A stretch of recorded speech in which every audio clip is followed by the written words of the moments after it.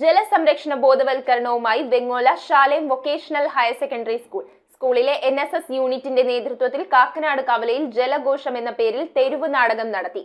ബോധവൽക്കരണ പദ്ധതിയുടെ ഉദ്ഘാടനം തൃക്കാക്കര മുനിസിപ്പാലിറ്റി ചെയർപേഴ്സൺ രാധാമണിപ്പിള്ള നിർവഹിച്ചു.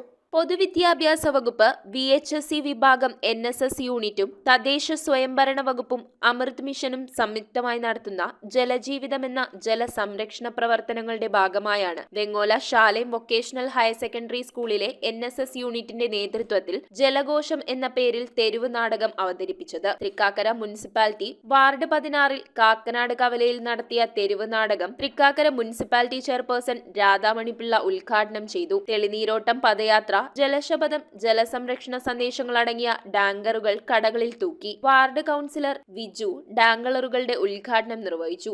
Amrut mission coordinator Kannan S ജലസംരക്ഷണ സന്ദേശം നൽകി. Principal Rajesh Mathew, NSS programme officer Fancy Ittoop, അധ്യാപകരായ സിന്ധു ഫ്രാൻസിസ്, ബിജു B തച്ചിൽ എന്നിവർ സംസാരിച്ചു. വെള്ളമൊഴുക്കി കളയാനാണ് എന്റെ വിധി. എന്നെ പിടിച്ച് തുറക്കും, പിന്നെ അടയ്ക്കാൻ മറന്നു പോകും. രോഗാണുക്കൾ മുഴുവൻ എന്റെ ഉള്ളിലേക്ക് ഒഴുകി വരുന്നു. News bureau, Perumbavoor.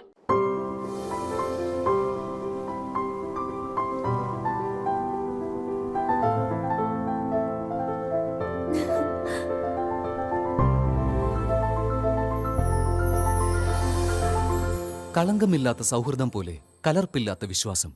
കല്ലൻസ് ജ്വല്ലറി.